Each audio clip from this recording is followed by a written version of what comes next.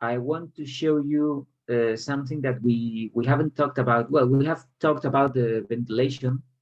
We have talked about ventilation loads, and then we have talked about different natural ventilation strategies. Okay, so natural ventilation, it's something great, especially in warm countries. If it's too cold outside, so in winter in New Hampshire, we don't use natural ventilation because we can't open windows, and if the outdoor air is at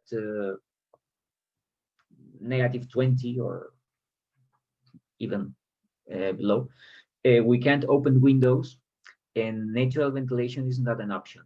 Then we need the heat recovery. But in not only in warm countries, but in New England, in spring or fall, at the beginning of the fall, September, October, we can use natural ventilation strategies, especially if the outdoor temperature is close to comfort. Close, I mean that it's over 60 Fahrenheit. Okay, so if it's from 60 to 70 Fahrenheit or from 50, 58, 60, we can open windows. And if we have overheating inside the room, and why can we have this overheating inside the room or inside the building? There are two possibilities. We can have internal heat loads. And what is internal heat loads? Well, this is the heat that we are gaining because of the people. Okay, so we are releasing heat. Our body is at 98 Fahrenheit. What is the body temperature?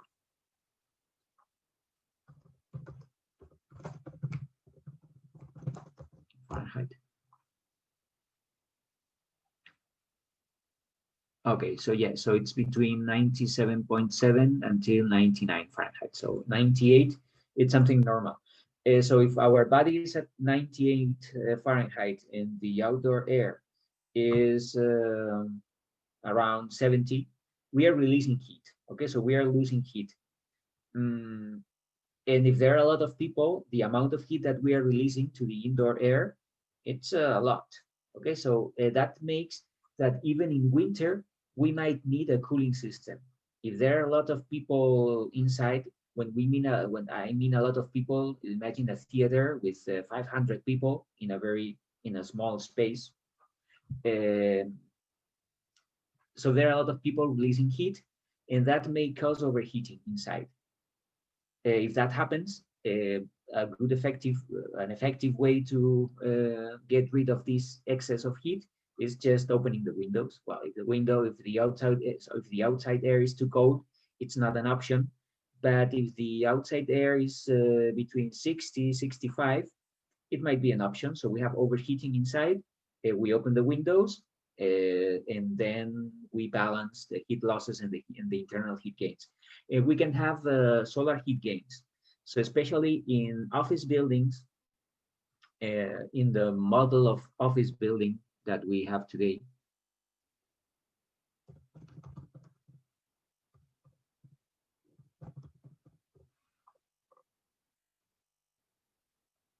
Okay, so these are the buildings that we are used to looking at, especially in downtowns. So what is this? They are not residential buildings, they are office buildings. So in office buildings, we have more people than in residential buildings. So we have internal heat gains. There are a lot of people working there. And the building is made of glass, the envelope is made of glass. So we have a lot of solar heat gains. So even in winter, if we have a sunny day with a lot of people living there inside, we can have we might need to cool down the air. So instead of spending energy, electric energy on the cooling system, if we open the windows, if we have a good natural ventilation system, we will have this free cooling. So we will cool down the indoor air for free because the outdoor air is slightly below the comfort temperature. Okay, so these natural ventilation strategies work in warm countries. And we have examples of that. For example, we have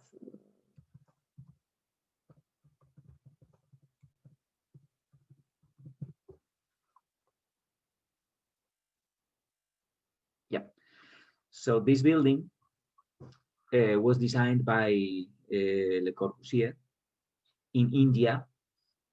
India, they have warm and humid weather. And as you can see in this building, everything is about solar protection. Okay, so we need to get rid of sun. We don't need solar heat gains because it's too hot outside. So they have these louvers, and this nice facade is just, or this pattern, it's because of the contrast between the shadow and the light that we have in this element. So it's well oriented so that we have views and we don't have any windows here. So it's everything is open. And if we look at this building inside, look at this. We don't have windows, so we have fresh air, and we have this natural ventilation strategy, and we have this double volume so that the hot or the warm air can go up and ventilate the whole building. Okay, so by designing buildings like this, and those are other examples, especially in India. Well, I know India because, well, I've been there, and it's warm and very humid weather. It doesn't have anything to do with New England. Okay, but the whole year they are at comfort temperature. They and when the wind blows, you feel comfort. You don't need anything. You don't need a cooling system because just by moving the air, you can have comfort. But moving the air inside the building, you have to enhance this air movement by using those strategies, this natural ventilation. And as you can see, the building, it's open, so there is no the envelope of this building. If we look at the plan,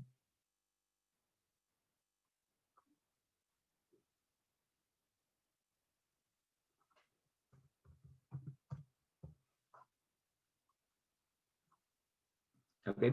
So look at this. This is like a lobby. It's open. So we have these louvers in this direction and in this elevation, and we have other louvers in a different direction, the other elevation. Okay, so when we are doing this, the orientation of these louvers or these elements, it's different in different elevations. And as you can see, the building is open, so the air can flow from this part of the building to this part of the building. And we have like boxes. Well, this is not a box. It's like this shape here. This is the actual building. The rest of the building, it's the lobby, and it's closed. Okay, so we only need to provide a cooling system to this area because, yeah, so we have a meeting room here, so we can close that door, and then we need to make this space at a comfort temperature. But the rest of the building is open. Okay, so that's a good strategy, and that works in warm countries. Will it work in New England or in New Hampshire? Well, this guy, Le Corbusier, he has the same concept in uh, Harvard.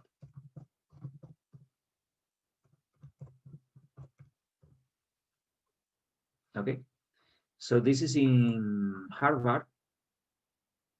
It's a Le Corbusier building. It has the same idea, but look at this. This is not open. Okay, so we have these louvers, but here we have glass. So this is closed. Why? Because you can't afford having, this is no, you can't afford having this open building in winter in Massachusetts. It's impossible. Okay. So does it work here? Well, it's a nice building. You have this ramp going. Yeah, it's good, but it doesn't work as well in New England as it worked in India. Okay, so sometimes a good building, it's good because it's placed or is the built in the right place, and the same building in a different place, it doesn't work, and we have to take that into account. Okay, so this building in Harvard, it's a nice building, but it doesn't work with these natural ventilation strategies at all because it's too cold and people have to, well, they have to close these, so we have windows. But in India, with this natural ventilation, it works better. Um, so what do we need to enhance this natural ventilation? So first we need to know where the wind is coming from. And how can we know that? Well, there's a tool which is the WindRose. Okay, so if you Google WindRose in King, New Hampshire, there are a lot of websites, but I have found this one. If you open this one, okay, so this is from the Iowa State University. So it's a good tool, and they have apparently they have developed this tool, and they have here different locations. Okay, so I have typed New Hampshire. So we select from the map. Here you have all the weather stations that we have in New Hampshire. By default, we have this Portsmouth here. And basically, there's a weather station where an airport is. Okay, so we have do we have an airport in Keene? Yes, we do. And there's another weather station here. So if you click here, and then you click on select station, and then you go to WindRose. Okay, so we can see that this is the annual, this is the summary WindRose in Keene. And I want to show you two different locations because by looking at the WindRose, we can have ideas or about how we can design our building. Okay, so sometimes and this is probably the most important thing we can do at the beginning. We need to know a lot of data that we have available just by Google. The maximum and minimum temperatures in winter and summer, the hours of sun that we have, especially in winter, to understand if we can have solar heat gains in winter. And the WindRose, it's something that let us know if we can have this strategy of natural ventilation. So just by looking at this, we have a lot of information. So these lines here, these circles, it's the percentage of hours or time that we have this direction. Okay, so that means that if we have this bar here, that means that the wind is blowing from south to north. With this means that the wind is blowing from north to south. Okay, and this is the percentage of time. So 33.5% of time the wind blows from south to north. Almost 4 from 3.5 to 4%. The wind blows from the southwest to the northeast. Okay, so if we look at this, we have all these values. So there are many hours per year that the wind is blowing from the southwest, and there are many hours that the wind is blowing from the northwest. There are only a few hours that the wind is blowing from the west, and there's nothing, or the wind doesn't blow from the east. A few hours per year. Okay, but if we want to make the most of this natural ventilation, we can either we have to orient the building in this direction because the wind is blowing from the southwest, or from the northwest. Okay, if we orient our building facing east, we are not having this natural ventilation because there are only a few hours in which the wind is blowing from the east. So we need to take that into account. Second, when do we need natural ventilation? In winter or in spring, summer, or the beginning of fall? We don't need natural ventilation in winter because the air will be too cold. And we have other information about the wind speed. Okay, so having a high wind speed, it's not pleasant. So we can't have, if we have a light breeze, that's beautiful and we have a comfortable feeling. But if we have if the wind speed is too high, it doesn't work as a natural ventilation strategy, even in summer. Okay, so up to 10 miles per hour, it's something acceptable. Okay, but look at this, from the north we have a lot of time in which the wind is blowing at more than 10 miles per hour. This red or this purple. So when it's blue, it's fine.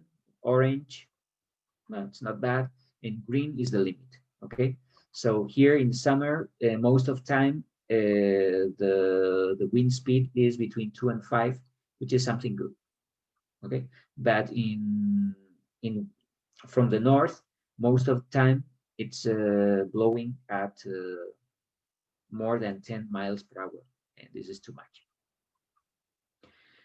We can go further, so that's why this website is quite good, because we have the WindRose in different months. Okay, so we have January, February, March, and here we can see how in January, in winter in general, January, February, March, the wind is blowing from the north.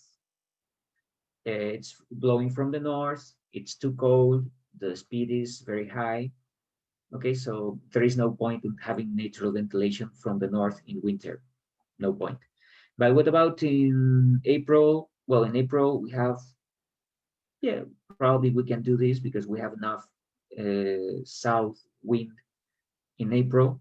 But in May, things change and we don't have northern wind, and most of the wind comes from the south at a good speed. And that happens in May, June, July, August, September, even in October. In November, the wind starts blowing from north, and in December, it blows from the north in January, February, March. Okay, so we can make the most of this natural ventilation from May until September. It's fine. It's like 5 months. It's not bad because we have the optimum conditions. But to enhance this feeling or this effect, we need to orient the building south to north. Okay, so we need big openings in the southwest, and then the wind blows in this direction, and it goes through the building. So if we are doing this, what would I do? Well, I have shown you this historic house because this is what the site plan should be. Okay, so here we have the site plan, we have the elevations, we have the plan, but I'm focusing just in the site plan here, this drawing here. And as you can see, here we have the sun path. We have talked about the sun path. And here we have the WindRose. Okay, so in every site plan, we need a lot of information here. First, we have the roof. This is the roof plan. Second, we have information about the roads, the driveways, green areas, pedestrian areas, trees. Okay, so we can provide our client with all this information. And then we need information about the sun path and the WindRose. We have the north sign here, and this is the south, and this is the north. So when we are, if we orient this, I think it's easier. If we have the north facing up, I think it's easier to understand. So here, in this Esherick house, the facade with large openings, it's here. It's in the southeast. Okay, and the northwest is the entrance. So that's interesting because the south is coming from, or the sun is coming from the south. So this facade will be exposed to the sun. But the natural ventilation, the wind blows from this direction. It blows from the northwest. Okay, so the wind will blow in this direction, and the sun is hitting this facade in this direction. So that looking at this, we understand the house. We understand this house. Okay. So we can understand that this is the southeast elevation with large openings, and from this facade, we will have probably the natural ventilation strategies. So there will be openings or grills or whatever, so that the wind will blow in this direction. Then we will get rid of the wind will warm up, and then we will open something on the second floor. And it's a good thing that we have double volumes here. Okay, so you can see here, this is the living room and this is the bedroom, but on the second floor, this is empty, so we have a double volume. So somehow we can let the air enter in this elevation, and then we can ventilate everything, and then the air will go out in this direction. So if I want to summarize how the natural ventilation strategies will work here, it should be something like that. Okay, so this is the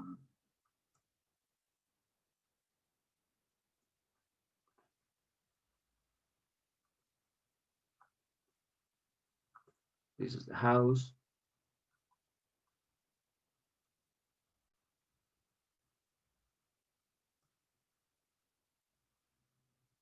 There's a facade with large openings, and then there's another one with smaller openings, something like this. And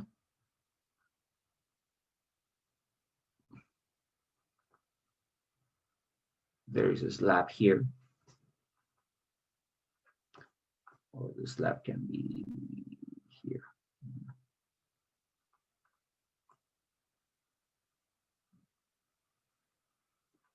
Yeah, something like that. Okay, so we have two strategies here. We have the sun.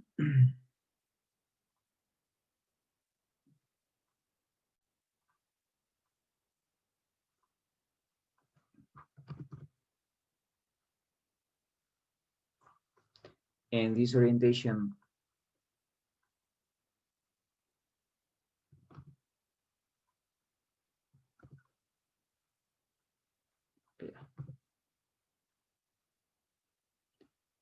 can be southeast.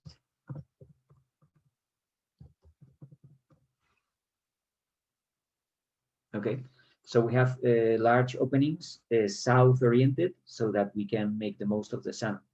But when it comes to the natural ventilation strategy that will work in summer, so I think it will be good if we were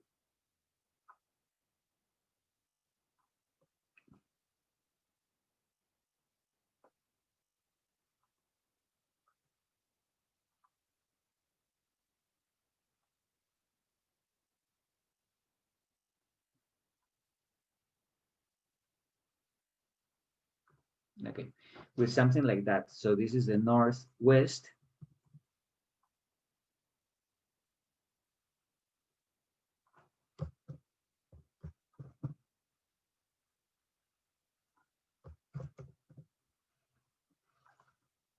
So the wind is blowing from the northwest through this facade, and then we can let the wind enter the house through these northwest openings.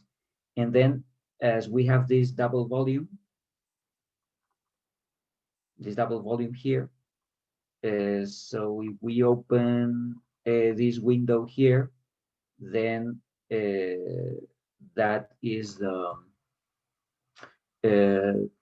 yeah, so we enhance this natural ventilation by opening this where the sun is where the wind is coming from, and then we have this diagonal path, which is what works with this natural ventilation. Okay, and it would be even better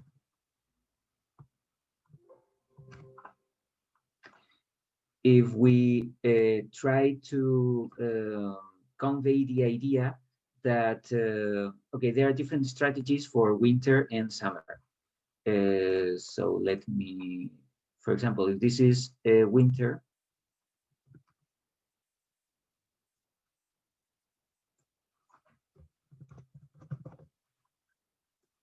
In winter, we don't have natural ventilation. Doesn't make any sense. What we have in winter is these solar heat gains. Okay. And what about the ventilation in winter? Okay, so it would be a good strategy if we had a heat recovery. And you remember that we have already done this. Okay, so we can have a heat recovery device.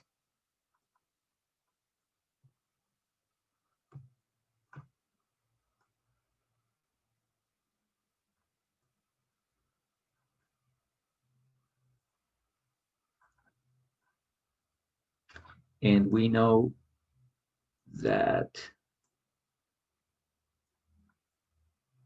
through this heat recovery, we have the outside air, it's too cold.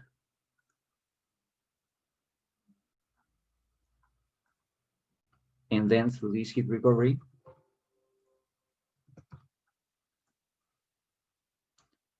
we can warm up that air.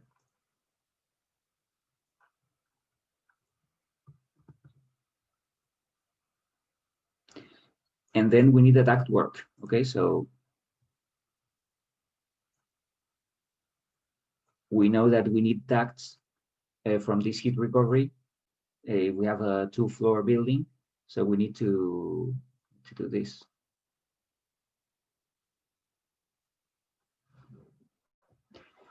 And we do know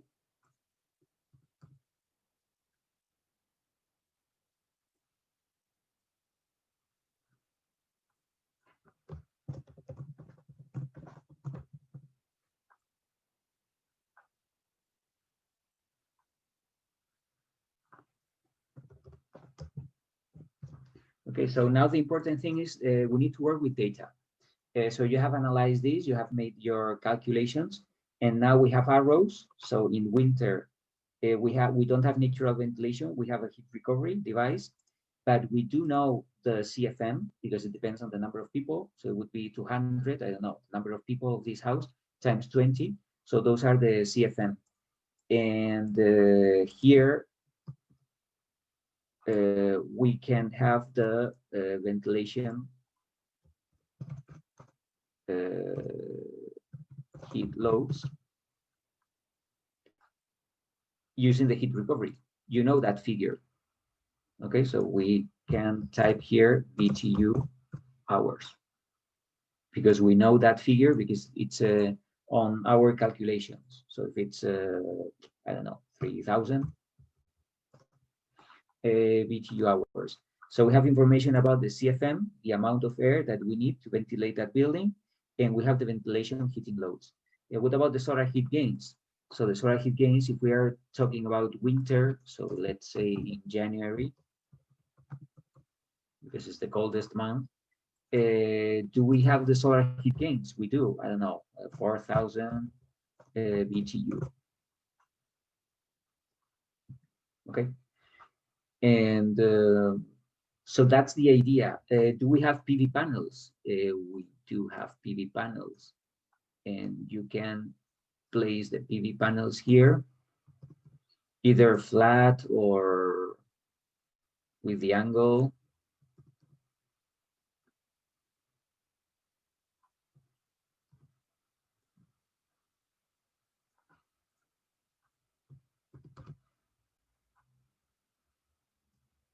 Okay, so, and now we have data. We have PV array. We can say that it's 50 panels.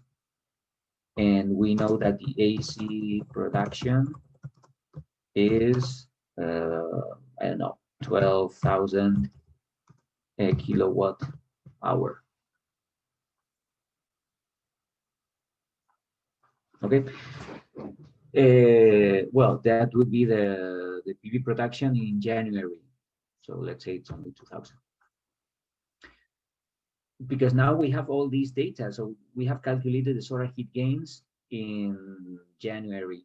We have calculated the ventilation loads. We know the CFM, the total ventilation, the air that we need to provide this house with. And then we know the production of this PV array. What happens in summer?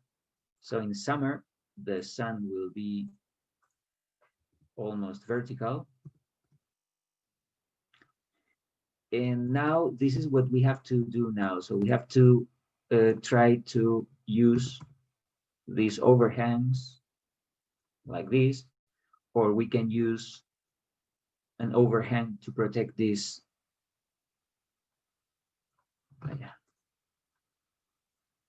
Or we can use louvers in this direction.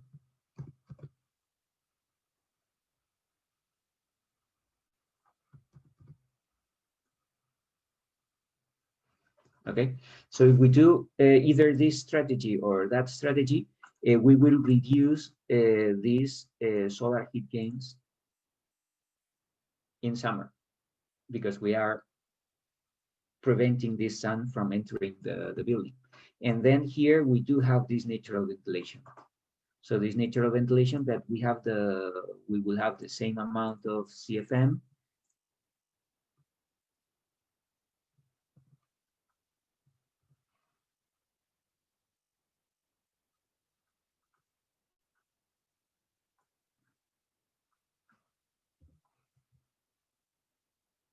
But now it's different.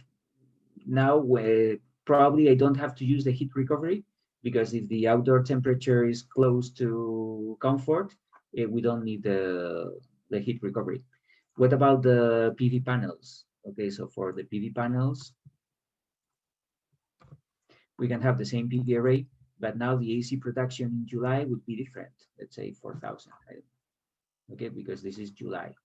This is not. It's not winter. It's summer. And it's not January. It's July. Okay, so that's the idea, having like a winter strategy and a summer strategy. And there are two different things. Ventilation, so the ventilation in winter should be different from the ventilation in summer, and the solar heat gains. So you can have this overhang. It won't affect the solar heat gains in winter. And what about the louvers?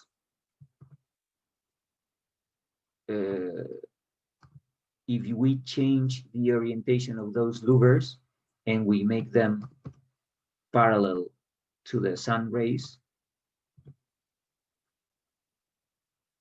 then these solar heat gains won't be affected. Okay, so we can have those louvers in summer, but in winter, if they are parallel to the sun direction, then the solar gains are not affected. And this overhang works in summer because it protects this window here, and in winter it doesn't affect because the angle, the sun angle, is like this, and this is not preventing the sun from entering the building. Okay, so those are the kind of things that we should we should be adding to this. What about here we have the AC production, and here in winter and in summer. What if we need more? If we need more, we can use the site plan. And if you need part of this, well, if we want to place an additional PV array here, I wouldn't place it in the north part of this site. It has to be in the south. So where? No, is it good that we have something like this, and this is like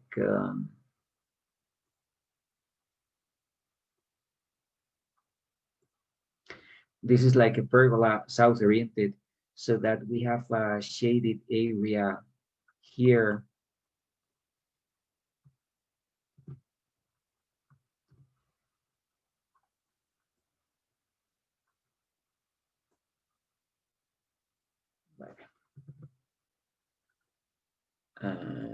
How can we make that smaller? Okay, so this is the house now. What if we have like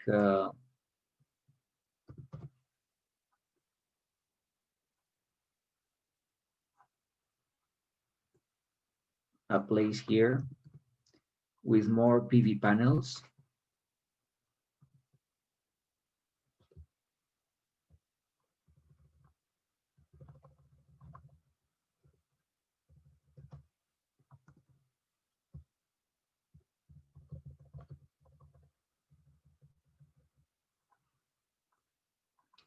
Okay, and there's a structure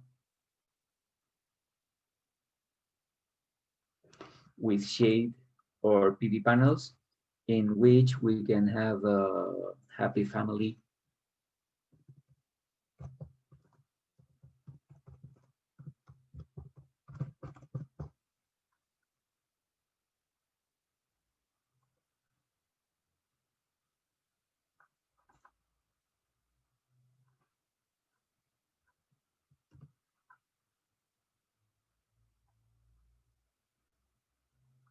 Here, so that in summer we have a shaded area and people can stay here under the shade, and at the same time we are producing electricity. So with sections, especially if you can convey this idea that in summer, in winter, things are different, at least in terms of solar heat gains and ventilation, the strategy should be different. And then you can add other elements, and those elements are, they have a use. It's not just, okay, I have this and that's it. This is what this is the challenge. I don't know, it's difficult, but now we need to create elements that produce electricity or produce energy, but at the same time they have a use. Uh, well, some of you are struggling with this, or you have created these tracking systems. Okay, but try to find a use for these elements. If you don't, okay, it doesn't matter. But maybe it's not a place for happy families, but it's a place for cars. Car.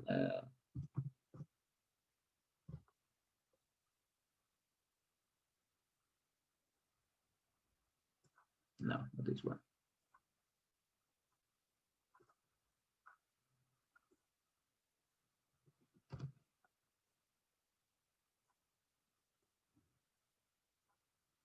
Okay, what if we have a carport and we have this to provide shade? I don't know. But this is the challenge now. We have to integrate this renewable energy, and we have to apply these strategies, and we have to convey ideas. So I think this is a good way to convey what we have done, but place numbers. So every time you have an arrow, so make sure that this arrow is connected to a number, a figure about energy, about CFM, about PV production. Okay, because now you have this data. So now the challenge is to integrate this data into drawings. A site plan always works, especially if you provide me with this information about the sun path and the WindRose. The sun path, it's easy because, well, we know this. It's in summer will be something like that. In winter will be something like that. But the WindRose will be different. And I wanted to show you two different locations, because this is in Keene, New Hampshire. Okay, so now we see that we have this north-south line, but in other locations, okay, this is in Portsmouth. It's in New Hampshire as well, but look at this, it's completely different because in winter, the wind is blowing from the west. It's not blowing from the north and south, it's blowing from the west. And what about in summer? When summer is blowing from the southeast, okay? So we need this. It's not New Hampshire. We need to know the something or a weather station that it's close to our project. And I think it's good that you can copy and paste, especially in your site plan.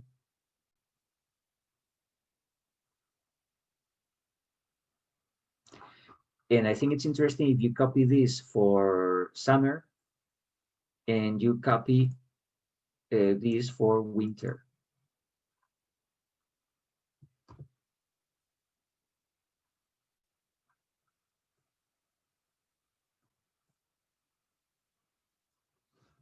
Okay, so we have two different, this is January and this is July, or the other way around. This is summer and this is winter. Yep. But by looking at this, I can understand if this orientation is the right one or not. Apparently, it doesn't make, I mean, this is not Portsmouth, this is in Philadelphia, this house. Okay, but even with this WindRose, it will make sense. But in this case, that's the difference between this one and this one. Here, the wind is blowing from the northwest. Okay, so the opening should be here. With this WindRose, the strategy would be different. So here it's blowing from the southeast, so the opening should be here. Okay, so if we add this uh, WindRose, it's different.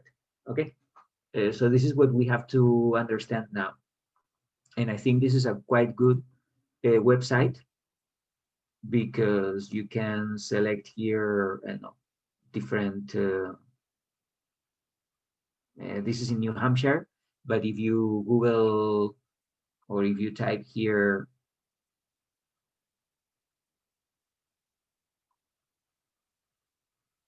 this is in Iowa. Okay, so we have all the states here, not only the states, but we have Lebanon, we have Latvia, Kuwait. Okay, so there, apparently the whole world is here. And here you can select the weather stations. Okay, so depending on where you are, you have to type here the state where you are. Let's say Diana. Okay, so here we have all the weather stations that we have in this state. It's quite good. I like this website. So use it and type this information, type the WindRose. And now by analyzing these WindRose, you can understand where your natural ventilation is coming from. Okay, because now we can see this. Okay, so we always know that, yeah, the air has to come in this direction and then we need this diagonal element, but we need to reinforce this idea with the WindRose. uh, okay, so if we open this and then we want this natural ventilation to be that way, okay, so that does the WindRose goes well with this strategy, or maybe the WindRose is coming from the wind is coming from this direction in summer, then I would have to open this and then the air would go that way. So this is what we have to do. This is what we have to do now. And by looking at this, and I think it's pretty clear. So understanding these WindRoses, it's clear, especially if we compare this one and that one. So they don't have anything to do.